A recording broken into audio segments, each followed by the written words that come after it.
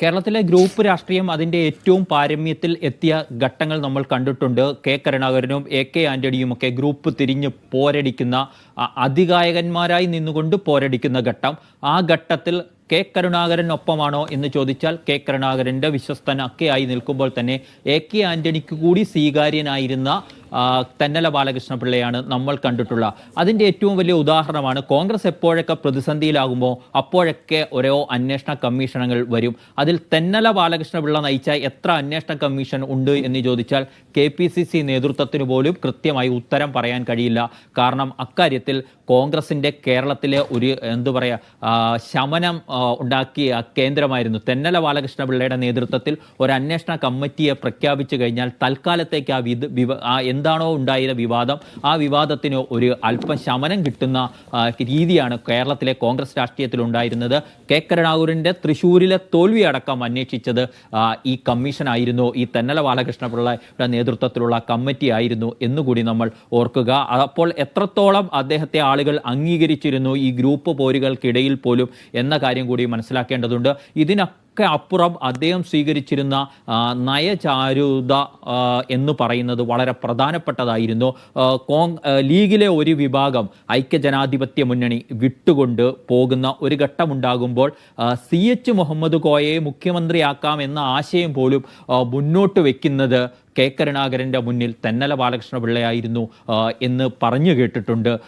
അത്തരത്തിൽ എങ്ങനെയായിരിക്കണം ഒരു പ്രതിസന്ധിയെ പാർട്ടി തരണം ചെയ്യേണ്ടത് എന്ന കാര്യത്തിൽ വളരെ വ്യക്തമായ നിലപാടും ആശയപരമായ ദാർഢ്യവുമൊക്കെ ഉണ്ടായിരുന്ന നേതാവായിരുന്നു തെന്നല ബാലകൃഷ്ണപിള്ള എന്ന കാര്യത്തിൽ ഒരു സംശയമില്ല.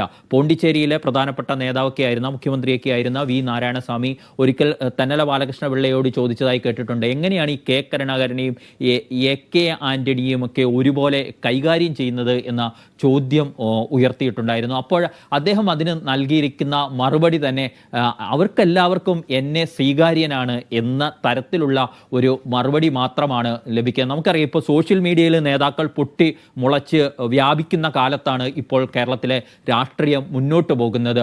അവിടെയാണ് വാർഡ് പ്രസിഡന്റായി തുടങ്ങി മണ്ഡലം കമ്മിറ്റിയെ നയിച്ച് DCCയുടെ അധ്യക്ഷനായി, KPCC അംഗമായി, KPCC ജനറൽ സെക്രട്ടറിയായി, KPCC പ്രസിഡന്റായി, 2 തവണ MLA ആയി, ഇങ്ങനെ പടിപടിയായി വളർന്നു വന്ന ഒരു നേതാവിനെ, ആ നേതാവെന്ന് പറഞ്ഞാൽ ഫണ്ടുകൾ കണ്ടെത്താൻ വേണ്ടിയിട്ട് മറ്റുള്ളവരുടെ അടുക്കിലേക്ക് പോകുന്നതിന് മുമ്പ് തൻ്റെ കയ്യിലുള്ളത് ആദ്യം ചെലവഴിക്കുക, 17 ഏക്കർ സ്ഥലവുമായി രാഷ്ട്രീയ പ്രവർത്തനം തുടങ്ങിയിട്ട് അവസാനം 13 സെൻറ്റ് ചതുപ്പ് നിലം മാത്രം സ്വന്തമാക്കിക്കൊണ്ടാണ് അദ്ദേഹത്തിൻ്റെ അവസാനം കയ്യിലുണ്ടായിരുന്നത്. അതാണ് അദ്ദേഹം രാഷ്ട്രീയ പ്രവർത്തനം അവസാനിപ്പിക്കുന്ന സമയത്ത് എന്നുള്ളത്.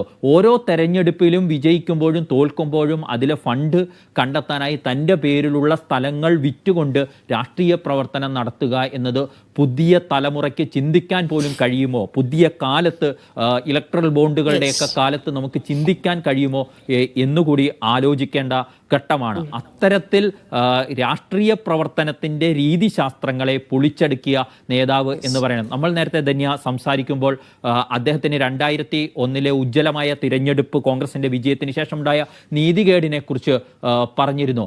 അതിനുശേഷം അദ്ദേഹത്തിൻ്റെ 3ാം വട്ട രാജ്യസഭാ അംഗത്വം എന്നുള്ളത് പോലും അദ്ദേഹത്തിന് ആ എടുത്ത തീരുമാനത്തിന് പാർട്ടിയുടെ ഒരു ആവശ്യം അറിഞ്ഞുകൊണ്ട് പ്രവർത്തിച്ചതിനുള്ള അംഗീകാരം എന്ന നിലയ്ക്ക് നൽകിയതാണ് എന്നുപോലും നിരീക്ഷിക്കുന്ന കോൺഗ്രസിലെ രാഷ്ട്രീയ നിരീക്ഷകർ ഉണ്ട് എന്നുള്ളത് വസ്തുതയാണ്. അതായത് പാർട്ടി എന്തു പറയുന്നോ അതിനകത്ത് തനിക്ക് വേറെ സംശയങ്ങളില്ല.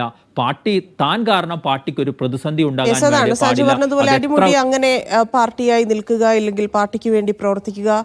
സാജു നേരത്തെ സൂചിപ്പിച്ചതുപോലെ ഓരോ സ്റ്റെപ്പുകൾ വെച്ചുകൊണ്ട് ഓരോ സ്ഥാനങ്ങളിൽ ഇരുന്നു കൊണ്ട് നയിക്കുക, പാർട്ടിയുടെ പ്രസിഡന്റായും ഒപ്പം തന്നെ ജനപ്രതിനിധിയായും പിന്നീട് രാജ്യസഭയിലും ഒക്കെ അദ്ദേഹത്തിൻ്റെ സാന്നിധ്യം തെളിയിക്കുക എന്ന് പറയുന്നത്, അതായത് ഒരു പാർട്ടിയെ സംബന്ധിച്ച് ഏറ്റവും സൗമ്യനായ ഒരു നേതാവിനെ ഇല്ലാതാകുന്നു എന്നതാണ്. അതിനപ്പുറത്തേക്ക് ഒരു പൊതുപ്രവർത്തകൻ എന്നുള്ള രീതിയിൽ കേരളത്തിനെ സംബന്ധിച്ചും വലിയ നഷ്ടമാണ് തെന്നല ബാലകൃഷ്ണപിള്ളയുടേത്. തിരിച്ചെത്താം.